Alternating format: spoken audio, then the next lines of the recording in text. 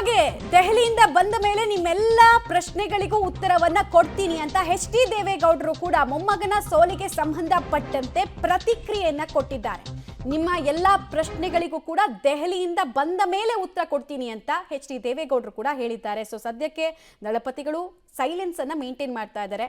ಸೋಲಿಗೆ ಇವರು ಹೊಣೆಗಾರರು ಅನ್ನೋ ಮಟ್ಟಿಗೆ ಯಾರನ್ನೋ ಕೂಡ ಬ್ಲೇಮ್ ಮಾಡೋದಕ್ಕೆ ಹೋಗ್ತಾ ಇಲ್ಲ. ಸೋಲಿಗೆ ಸಂಬಂಧಪಟ್ಟಂತೆ ಉತ್ತರ ಕೊಡೋದಿದೆ, ಬಟ್ ಮುಂದೆ ಕೊಡ್ತೀನಿ, ದೆಹಲಿಗೆ ಹೋಗಿ ಬಂದು ಅಂತ ಕೂಡ ಎಚ್.ಡಿ. ದೇವೇಗೌಡರು ರಿಯಾಕ್ಷನ್ ಕೊಟ್ಟಿದ್ದಾರೆ.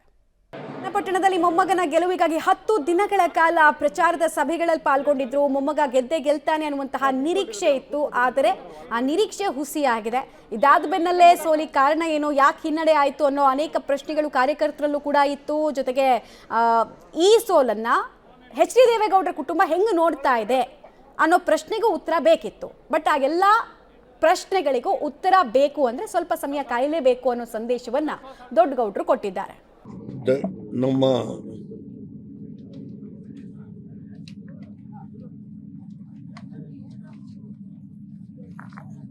ಶ್ರೀ ಶ್ರೀ ಯತಿರಾಜ ಜೀರ ಸ್ವಾಮಿ ಅವರ ಆದೇಶದ ಮೇಲೆ ಈ ಧರ್ಮ ಸಂಸತ್ ಸಭೆಯಲ್ಲಿ ಭಾಗವಹಿಸ್ತಕ್ಕಂಥ ಅವಕಾಶ ಕಲ್ಪಿಸಿಕೊಟ್ಟಿದ್ದರು.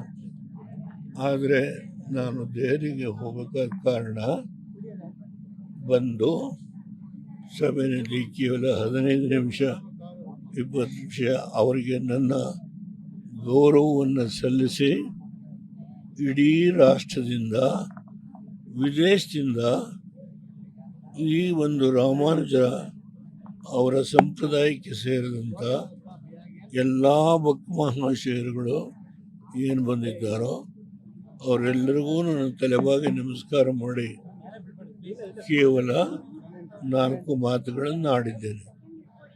ಒಂದು ಉದಾಹರಣೆ ನಾನು ತಿಳ್ಕೊಂಡಿದ್ದು, ರಾಮಾನುಜರು ಇನ್ನೂ ಈ ಏನು ನಮ್ಮ ಶ್ರೀರಂಗದ ಗೋಪುರ ಅಲ್ಲಿ ನಿಂತು ನೋಡಿದ್ರೆ ಶ್ರೀಲಂಕಾ ಕಾಣುತ್ತೆ ಅಂತ. ಇದು ಮೊದಲನೇ ಫಸ್ಟ್ ಸ್ಟೆಪ್, ಮೊದಲನೇ ಇದು ತಳಹದಿ.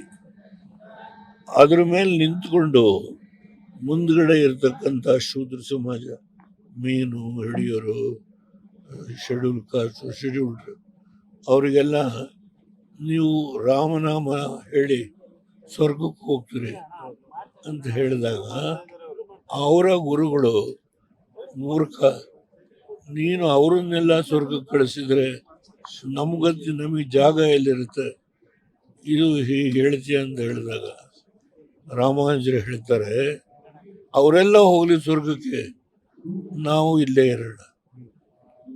ನಾವು ಇವತ್ತು ಉಪನ್ಯಾಸ ಮಾಡೋದು ಅವ್ರನ್ನ ಮೇಲ್ಮಟ್ಟಕ್ಕೆ ತರಲಿಕ್ಕೆ, ಅಂದರೆ ತಳಮಟ್ಟದಲ್ಲಿರ್ತಕ್ಕಂಥವ್ರನ್ನ ಮೇಲಕ್ಕೆ ಎತ್ತಕ್ಕಂಥ ಒಂದು ದೊಡ್ಡ ಅವರ ಒಂದು ಸದ್ಗುಣ ಸಂಪ್ರದಾಯ ಏನು ಬೇಕಾದ್ರೂ ಹೇಳಿ. ಆದ್ದರಿಂದ the philosophy of Ramanuja is great.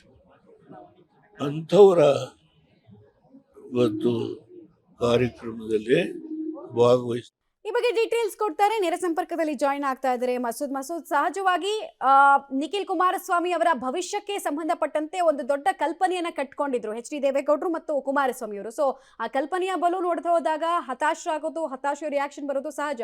ಏನೇನು ಮಾಹಿತಿ ಸಿಗ್ತಾ ಇದೆ? ಡೆಲ್ಲಿಗೆ ಪಯಣ, ಬಿಜೆಪಿ ಹೈಕಮಾಂಡ್ ಜೊತೆಗಿನ ಮಾತುಕತೆ ಬಗ್ಗೆ ಏನಾದರೂ ಸುಳಿವು ಬಿಟ್ಟುಕೊಟ್ರಾ ಅಥವಾ ಅದಿನ್ನೂ ಸಸ್ಪೆನ್ಸ್ ಅಲ್ಲೇ ಇದೆಯಾ? ಮಮತಾ, ಸದ್ಯಕ್ಕೆ ಕುಮಾರಸ್ವಾಮಿ ಅವರು ಕೂಡ ಮಾತಾಡೋ ಪರಿಸ್ಥಿತಿಲಿಲ್ಲ. ಅವರು ಕೂಡ ಮಾತನಾಡಲ್ಲ, ಬಂದ ಮೇಲೆ ಮಾತಾಡ್ತೀನಿ ಅಂತ ಹೇಳಿ ಹೋದ್ರು.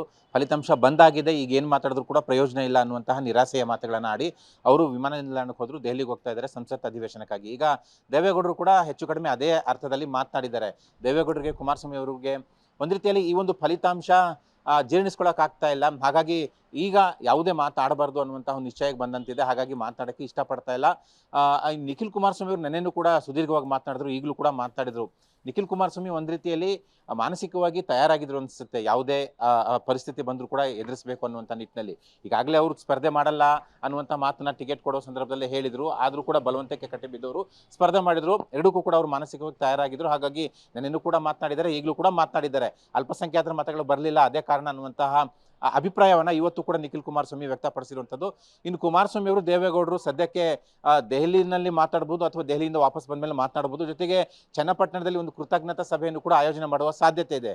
ಯಾವಾಗ ಅಂತ ಇನ್ನೂ ಡೇಟ್ ಫಿಕ್ಸ್ ಆಗಿಲ್ಲ. ಆ ಸಂದರ್ಭದಲ್ಲಿ ದೇವೇಗೌಡರು ಹೋಗಿ ಅಲ್ಲಿ ಮಾತನಾಡಬಹುದು. ಯಾಕಂದ್ರೆ ಮತದಾರರಿಗೆ 87,000 ಮತಗಳನ್ನ ನಿಖಿಲ್ ಕುಮಾರಸ್ವಾಮಿ ಪರವಾಗಿ ಚನ್ನಪಟ್ಟಣದ ಜನತೆ ಹಾಕಿದ್ದಾರೆ. ಅವ್ರಿಗೊಂದು ಕೃತಜ್ಞತೆ ಸಲ್ಲಿಸುವ ಸಂದರ್ಭದಲ್ಲಿ ಅವರು ಮಾತನಾಡುವ ಸಾಧ್ಯತೆ ಇದೆ. ಒಟ್ಟಾರೆಯಾಗಿ JDS ಈ ಒಂದು ಫಲಿತಾಂಶ ನಿರೀಕ್ಷೆ ಮಾಡಿರಲಿಲ್ಲ. ಒಂದು ರೀತಿಯ ವಿಶ್ವಾಸ ಇತ್ತು ಗೆದ್ದೇ ಗೆಲ್ತಾರೆ ನಿಖಿಲ್ ಕುಮಾರಸ್ವಾಮಿ ಅಂತ.